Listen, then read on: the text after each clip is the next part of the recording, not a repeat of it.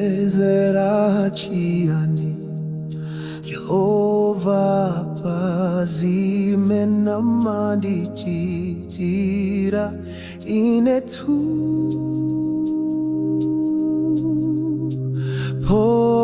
pokala mdziko lapansi amandipatsa zosowa za moyo wangatu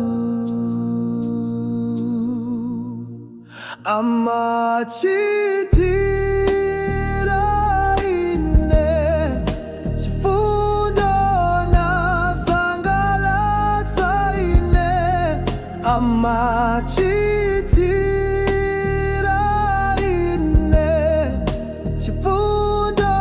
nasangalatsa ine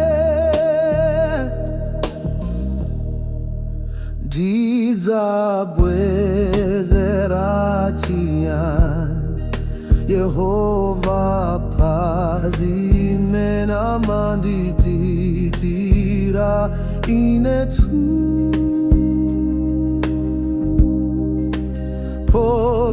pokala mdziko lapansi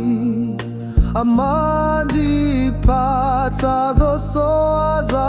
moyo wangatu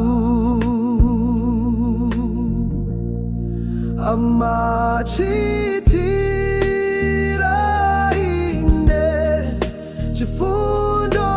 nasangalatsa ine amachitira